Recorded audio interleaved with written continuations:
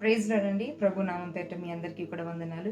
ఈరోజు దేవుని యొక్క వాక్యం మార్కు సువార్త 9వ అధ్యాయము 23వ వచనం. నమ్ముట నీ వలనైతే నమ్మువానికి సమస్తము సాధ్యము. ఈరోజు మనం ప్రార్థన చేసేటప్పుడు దేవుని దగ్గర ఏదైతే అడుగుతామో అది విశ్వాసముతో అడగాలి.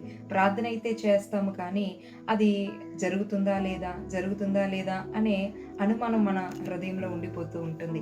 అలా ఉండడం వలన దేవుని దగ్గర నుంచి ఆశీర్వాదం మనం పొందలేము.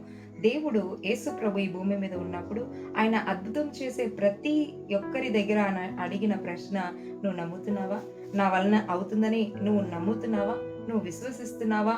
అన్న ప్రశ్న వేసినట్లుగా మనకి కనిపిస్తుంది. ఈరోజు దేవుని చేతుల నుంచి ఏదైనా ఆశీర్వాదం మనం పొందాలి అంటే మనము పూర్ణ విశ్వాసముతో నమ్మితే ఖచ్చితంగా నువ్వు ఏదైతే అడుగుతావో ఆ కార్యం నీ జీవితంలో జరుగుతుంది.